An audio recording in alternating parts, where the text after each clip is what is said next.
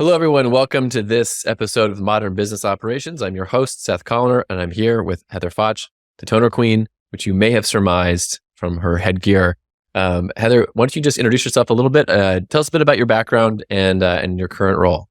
I started in this industry for printing supplies and printer hardware about 20 years ago. And back then, it was a very transactional sort of nature of starting my company. I mean, I had no book of business or anything, so it was really just hit the ground running. And it's been an interesting ride. You know, my evolution as a salesperson, learning how to collaborate and work with my audience, which are typically people in procurement or sourcing or supply chain, and learning more about what their roles are and what is important to them, so that I can essentially do my job better and interact with them in a more collaborative, transparent way. So it's been a lot of fun.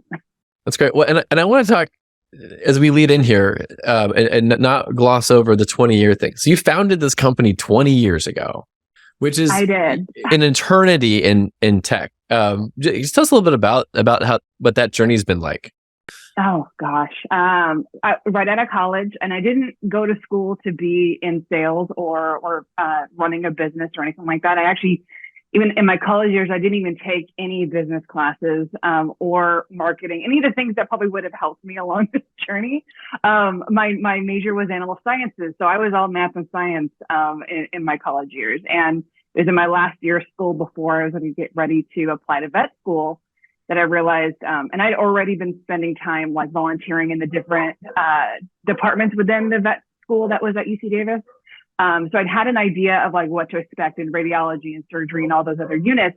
And I realized I don't want to do this for the rest of my life. I really couldn't find a specialty that I thought would be something that would engage me over the next, 20, 30, 40 years of my life.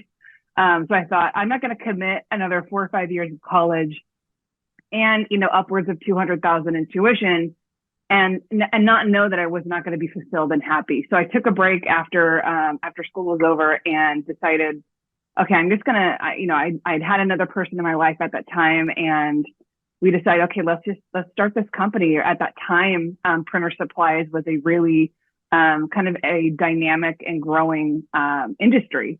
Trying to find a niche and, saving money on supplies. That was like always at the forefront.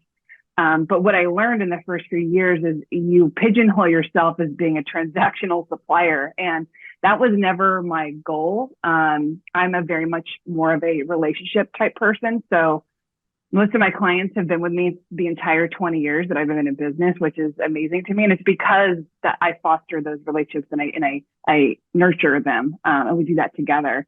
So it's been interesting to kind of see the tidal wave and ebb and flow of what this industry has seen.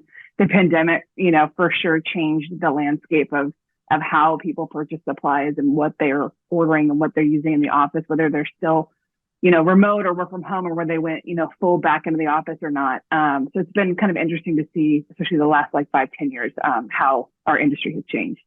Yeah, again, it's wild to me that you've been doing one thing for 20 years. It's fantastic, especially the rate of change in the technology world, which it's 1,000 miles an hour, and it's hard to keep one thing relevant for that long. So I'm fascinated by that. I love that is going to color your perspective on all of the things we're talking about today. And I want to pivot to talking more specifically about procurement. With all apologies to everyone in the field of procurement, we all know it can be kind of a dry subject at times, and it can be somewhat cold as well. Sometimes it gets reduced to just numbers on spreadsheets and just data and dollar amounts. But you cut completely against that. You take a very, very human approach, and you bring a lot of personality to the table. And you just touched on it a moment ago. But talk about what you do with that approach and why. From the beginning, QIS, we have always prioritized personal connections with our clients and our suppliers that we also work with too, treating them more as a business partner rather than just a business transaction. I mean, no one wants to be just a line on the spreadsheet. There's so much more that goes into a relationship than just some columns and rows. So by doing this in this way, it allows us to kind of create more of a positive collaborative experience and working environment that ultimately helps us with our clients reach their overall long-term goals. And our mission has always been to treat people how we want to be treated. So I'm very picky when it comes to other salespeople actually reaching out to me. I'm the biggest critic because of the years in sales that I've been. And it's also helped me engage with procurement and supply chain folks in a better way as well, where it's more receptive. Everyone talks about, what's your value prop? It's a big thing in sales. And that's one thing that supply chain and procurement professionals have been working on for the last 2 years, is because they've always been thought of, like you said, as like the penny pincher, as the number cruncher, as the I can get it cheaper, similar else kind of mentality. But there's so much more than that. It's so much more nuanced than I ever thought, in the first few years that I started this company. So it's been really cool to kind of see the whole profession evolve on that side. Well, and speaking of that, talk a little bit about what's changed, let's say in the past decade, in terms of what's important to procurement. Oh gosh, I would say 20 years ago, it definitely was cost. Everything was focused on cost. But the funny thing was, because our economy was doing a little bit better. This was before the Great Recession, so money was great. Real estate was flowing. All signs pointed to yes. In times of great economic prosperity, what I've noticed is people will spend money on just about everything because the money is there, it's flowing, it's available. There's not as many hurdles to go through to justify why to spend that money. People just kind of say yes and then move on to the next project. But whenever economic issues have risen, like with the Great Recession, what we have all been going through with COVID, now post-COVID, we've got, recession and inflationary times.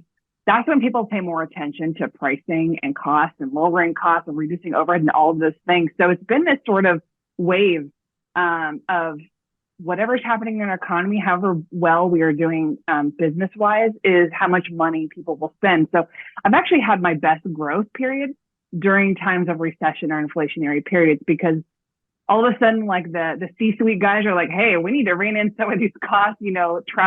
Travel expenses get cut. All of these things get cut. You start seeing layoffs, all of these things. And then they start focusing again on price. Now, procurement doesn't want to be just thought of that, because that's what their definition kind of was 20 years ago, where they were just basically processing requisitions into POs, and that's all they did. But they provide so much more value than that, especially when it comes to data transparency, supply chain transparency, vetting vendors. They created this whole supplier relationship management realm of what they do as well. And that's so that they can better create, and foster those relationships. And then now you've got, DEI and ESG and all of those other acronyms floating around. And it's procurement that is at the bedrock of all of that. It's a fascinating concept that procurement's the bedrock of all of that. Well, in terms of all those very important efforts, sustainability efforts and DEI and ESG, so what does happen when budgets get tight to those things? Because we're, there's some austerity right now in tech, right? A lot of the VC funding has evaporated somewhat. There's been lots of layoffs. The market has been very interesting. And so what do you do about that for your customers in these times? If you can kind of just keep expounding on that. Yeah, absolutely. It's that the pandemic really forced a lot of us to open our eyes and take a look at what we've all been doing. If you notice, the big brand name companies that were out there that dove right into DEI and ESG, like during the pandemic and all of the political things that were happening around that same time, they did that without a clear goal of how to get where they wanted to be. It was like, we need a mouthpiece. Let's throw someone into this role, this C-suite role, and just run with it, because they thought maybe at the end of the day, it would be a good soundbite. But they did that without actually following the steps of how to actually start that journey and where they wanted to go, or even talking about what their goals were. You can take a flow chart with DEI and ESG and drill it down 1,000 pages deep of how intricate and complex, these two initiatives really are. But sometimes that can just be added noise, just because everyone wants to have a voice and opinion on, that journey for their organization doesn't mean Doesn't mean that they don't need to be heard, but it doesn't need to be where everyone's voice starts kind of overshadowing everything else. And then you end up, 2, 3 years down the road and you haven't accomplished really anything because you've been listening to way too many people. So where we kind of try and take our approach to it is focusing on sustainable products, ensuring our own supply chain has no bad actors in it. That includes forced human labor, human trafficking, and child exploitation, which actually does exist in the toner cartridge industry, believe it or not. And then being a diverse supplier, because supplier diversity is a big thing with a lot of different mid-size and enterprise level companies and the gov level organizations as well. So what we try to do is, at the end of the day, provide them with value. What is it that they need? What are their goals? And how can we help them reach that long-term goal through our products or our services or our different certifications, for supplier diversity or for sustainability. Yeah, well, and talk more about the importance of diversity in the supply chain. And I talked about this in an earlier conversation about how that issue really showed up in the pandemic. And we've all maybe learned something about that since that time. But talk about the importance of diversity in the supply chain. Yeah, absolutely. Diversity supply chain, it kind of has two different meanings for me. The pandemic was kind of the swift kick in the rear that we all needed to really take a look at inside, as I mentioned before, what we are doing, not just how fragile and broken our supply chain was at that time, but also what is it that we're purchasing it? Why are we purchasing it?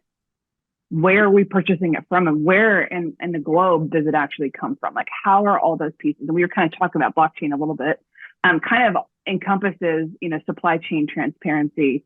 And that's one thing that we were lacking, sorely lacking. So when the pandemic hit, if you want to think of our global supply chain as a boat with a bunch of really tiny little holes in it, kind of slowly taking on water that we just hadn't noticed because they were just coming in as drifts.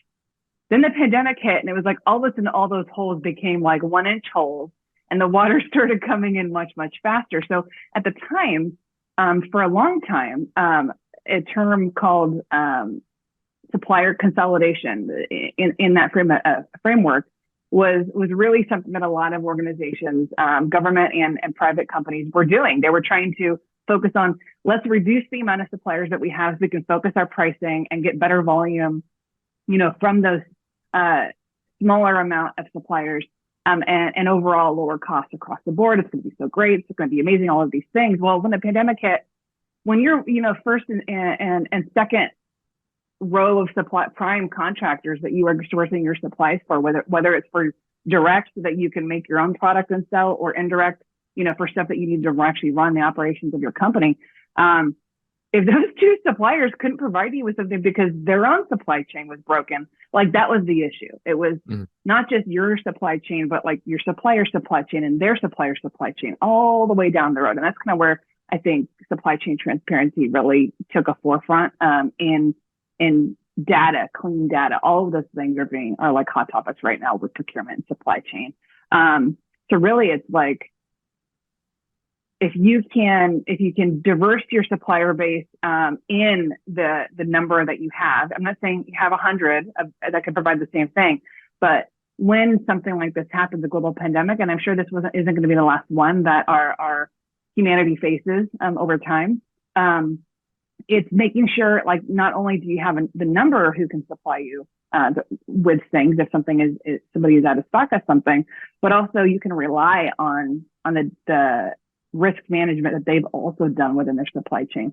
The other side of diversity in supply chain is also obviously diverse suppliers. So are they certified? Do they live in hub zones? Are they, what's their ethnicity? Are they LGBTQ plus? Are they any of those things? Because also adding that added layer of diverse suppliers to diversity in supply chain just adds that extra kind of oomph, an extra layer of protection, because there are a lot of diverse suppliers out there that are small and mid-sized that really provide kind of more niche services and products to customers that they might not be able to get with big box stores or with some of the bigger brand name kind of suppliers or service providers, because they're just so global, they have to try and reach, a much larger audience. Whereas if you have a smaller supplier who maybe focuses on a particular industry, you're going to get more of a niche and more of a tailored kind of book of services from them.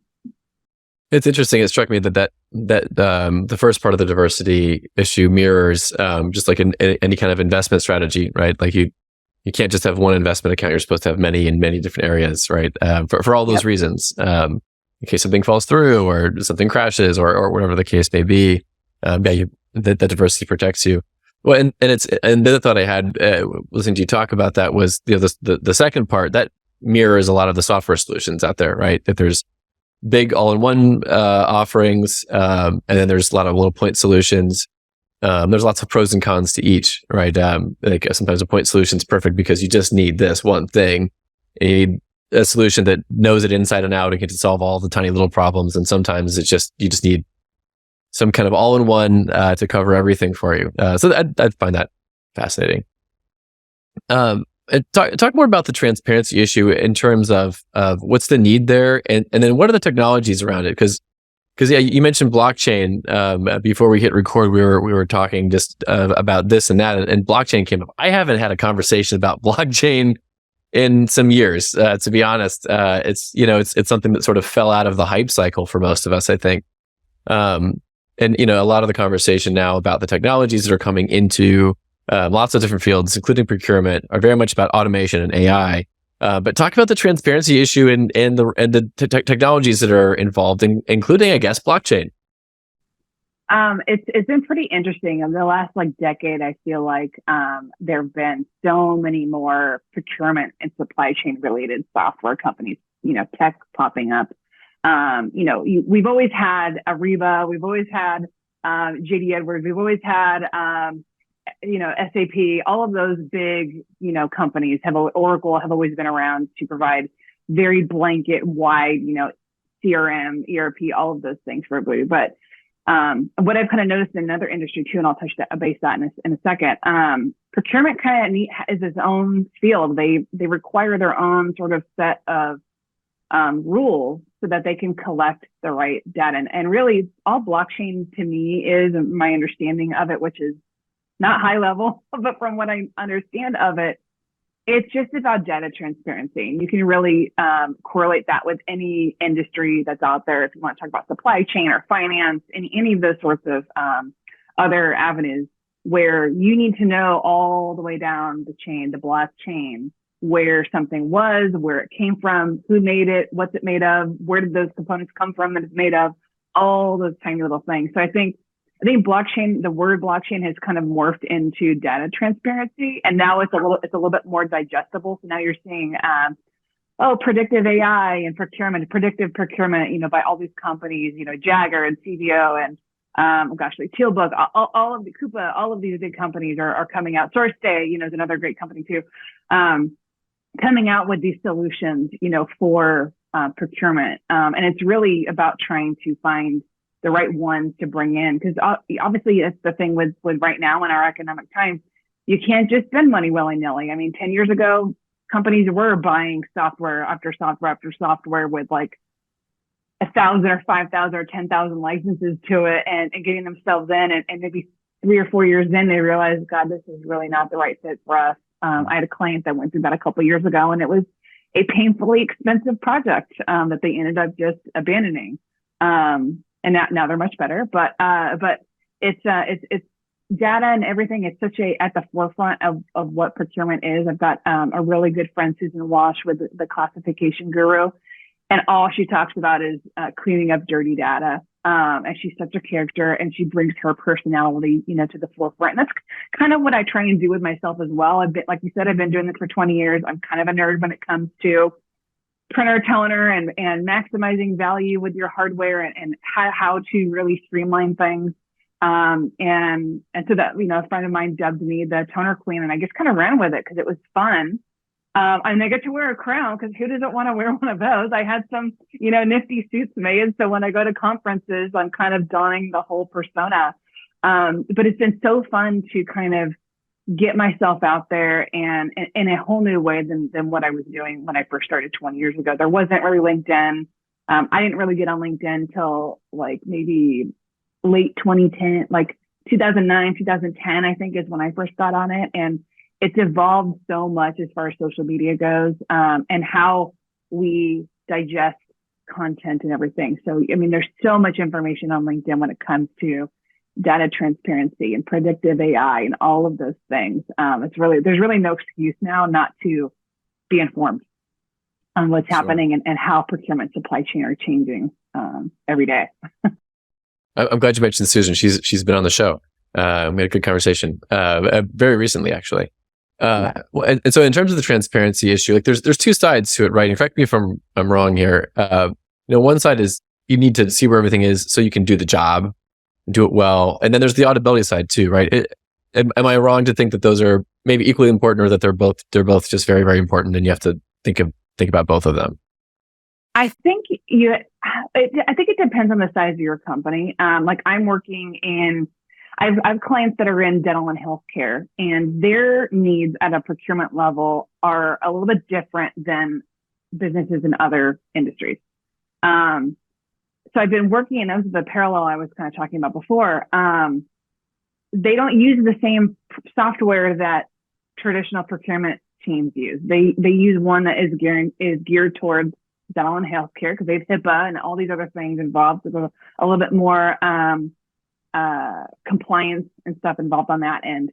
But they're a little bit more, I would say their procurement teams are a little bit more, not immature, but they're more mid-sized, especially if they've got funding from, private equity or there's a term out there called DSO, so Dental Services Organization, basically just grows mostly through acquisitions, but they do a lot of de novo work as well, where they're opening up, a brand new store from scratch. And their needs are a little bit different. So even though they are procuring things, they're using AI and all of those automated tools in a much different way for patient retention and all of that kind of stuff, employee retention. When it comes to procurement, and I sat in at a conference a couple of weeks ago at a session that was talking about predictive AI. And in the session, it was the company that provided the service, the software, and then their client was actually the one who was giving the presentation on the problems that they had, how this software provider came in and solved XYZ, and then how they've evolved since then and why things are so much better now, since they started using that.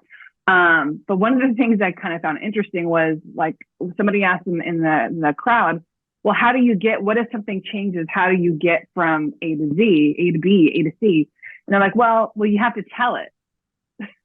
So it sounds predictive. It sounds like data from Star Trek. Like all of a sudden things are just happening on its own, and maybe AI has a mind of its own and it's doing its own thing. But we're the ones programming it. We're the ones inputting in the data, and the data has to be clean. And if it's not clean, then you end up garbage in, garbage out, basically, which is another term that a lot of procurement, supply chain and finance people use. So it really is it's all about the data.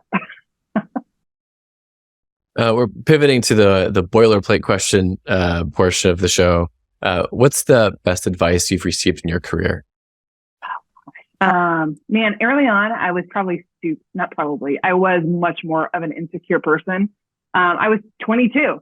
So, coming out of college and just jumping right into owning a business was a huge risk. I took that leap, and I used to, early on when I was connecting with people on LinkedIn, I used to send people a link when I wanted to connect with them to an article that talked about taking a leap of faith. And I really just kind of took that to heart a little bit. So as I kind of progressed in my career, the thing I've learned that was the best advice and thing I practice is to just be myself. There are so many sales books and podcasts and conferences that all gear towards salespeople improving their sales numbers, basically, right? But if you can't be your authentic self, and you constantly engage with your audience, i.e. your customers that you want to sell to, and you engage with them with an ask instead of providing them with value at the forefront, then you're just a taker.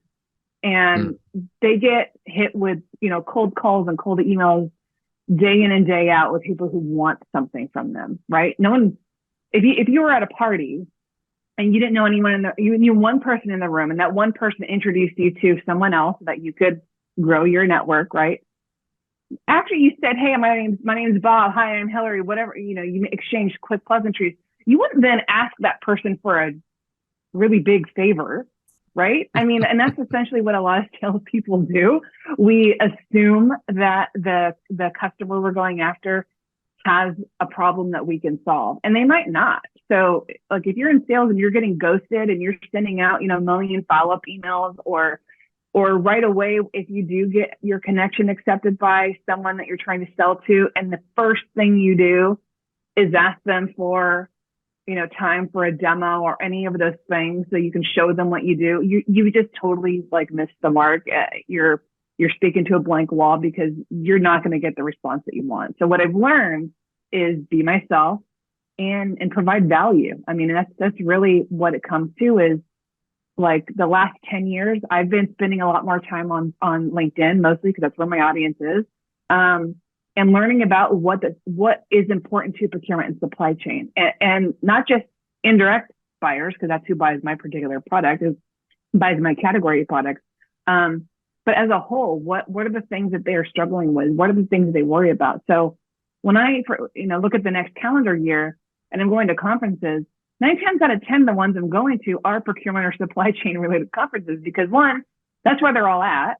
And I either get to meet them in person for the first time, or just in general get to grow my network. But then I also get to sit in on sessions, which I find so valuable, to learn about what it is that is keeping them up at night. And then I can go, okay, I can have those conversations, as a takeaway, and really provide, that value to my customers, whether it's through my own content, or if I find an article that's interesting, I'll pass it along. I see job opportunities all the time. I'm constantly passing those along to my network as well. And you start building that sort of, oh, Heather's this person who kind of knows a lot. She's kind of a geek when it comes to ink and toner, but that's not all what she's about. She supports, women in procurement. She supports women in business. She supports her connections, if they're looking for a new job or their next new gig, or they have a struggle with a particular category. I might not be able to, solve a problem that they have, but I might know someone who can. And so just being that person who can provide value without expecting anything in return, right? I mean, you really have to be kind of altruistic, and it has to be genuine. If it feels fake at all, I mean, you're going to end up with a bunch of fake relationships. That's kind of what it is. So, I try my hardest to be, authentically me, which means I'm kind of weird because I walk around with a crown at a 3-day conference. But it just shows you, what a human being I am, and that, I can be quirky and I can be funny, and, I can make fun of myself a little bit, but I also, know what the heck I'm talking about too, at the same time. Yeah, and it's hard to forget the tiara. It's good branding. Right. Yep. Especially on the show floor. Before we go, is there anything you want to specifically promote or share about yourself or your company? And if people want to reach out to you, what's the best way to do that? Yeah, absolutely. I would say, if your company has not looked at your printer cartridge or printer hardware spend since before the pandemic, which a lot of companies didn't because they kind of shelved all of the non-priority categories for a couple of years. So if you haven't looked at that spend in a couple of years, now is the time, especially since 2024 is around the corner. Printer hardware and supply needs have changed dramatically for a lot of different businesses because their business operations have changed. So if you are looking for help with navigating existing contracts, analyzing your own current needs, and coming up with a cost-effective and sustainable solution for what your company is using, then please feel free to reach out.